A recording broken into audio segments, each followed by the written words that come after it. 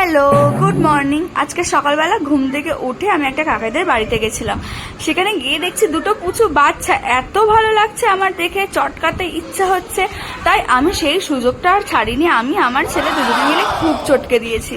আর এত শান্ত বাচ্চা যে আমি সত্যি খুব একটা দেখিনি। প্রথমে ভয় পাচ্ছিলাম ভিতরে ঢুকতে, ভাবছিলাম যদি কামড়ে দেয়, আছড়ে দেয়। তারপরে দেখছি যে না, ও আমাদের তো কিছুই বলেনি, কারণ ও তো মানুষ চেনে, কে কেমন সেটা তো অবশ্যই জানে, তাই ও আমাদেরকে কিছু করেনি। আর দাঁড়াও, আরও তোমাদেরকে কিছু জিনিস দেখায়। যেমন হচ্ছে এই দেখো, এই বড় কচ্ছপ আর এই দুটো ছোট কচ্ছপ, কি সুন্দর দেখতে লাগছে না? আর এই কাকাই হচ্ছে সমস্ত পাখি পশু এগুলো একটু সংরক্ষণ করে বাড়িতে রেখে দিতেই বেশি পছন্দ করে। রাস্তায় যাচ্ছিল, কোথায় কে মেরে খেয়ে নেবে বা যাই হোক, কচ্ছপ তো অনেকেই খায়, সেটা তো উচিত নয়, খেয়ে নেবে বা কখনো কার হাতে মারা পড়বে, তাই উনি বাড়িতে এনে রেখে দিয়েছে। তারপরে আমি বাড়িতে এসেছি, স্নান টান করে নিয়েছি। তারপরে বাবা দেখছি এতগুলো চিংড়ি মাছ নিয়ে এসছে। এগুলো বাছতে আমার 1 ঘন্টা সময় লেগে গেছে। অনেকটাই চিংড়ি মাছ ছিল, আর ধুয়ে পরিষ্কার করে বাছতে একটু সময় তো লাগবে। আর খোসাগুলো না খুবই মোটা ছিল, তাই সেগুলোই আমি বাছছিলাম। বাছতে স্নান হয়ে গেছে, প্রথমে ভেবেছিলাম যে চিংড়ি মাছগুলো বাছবো না। তারপরে ভাবলাম যদি আমি ফ্রিজে রেখে দিই চিংড়ি মাছগুলো, পরের দিন আমার বাছতে একটু প্রবলেম হবে, আরও শক্ত হয়ে যাবে, বাছতেই পারবো না। তাই ভাবলাম একটু কষ্ট হোক, কিন্তু আমি বেছে রেখে দেবো ধুয়ে। তারপরে বাছছিলাম, বাছতে প্রায় 1:45 বেজে গেছে। তারপরে আমি লাঞ্চ করতে বসে গেছি। তোমাদের দাদা দোকান থেকে আসতে আমি আর ও দুজনে মিলে লাঞ্চ করে নিয়েছি।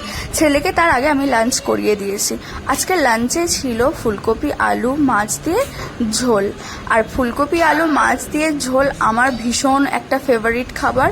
তার সাথে যদি পড়ে হালকা একটু বড়ি, তাহলে তো পুরো জমে ক্ষীর হয়ে যায় ব্যাপারটা।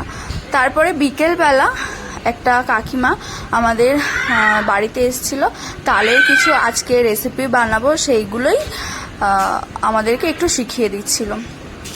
তারপরে দেখছো যে তালের ওই তালের আটি মাটিতে রেখে দেওয়ার পরে যখন খাওয়া হয় তখন কি সুন্দর লাগে না? কার কার তালের আটি খেতে ভালো লাগে আমাকে একটু কমেন্ট করে অবশ্যই জানাবে।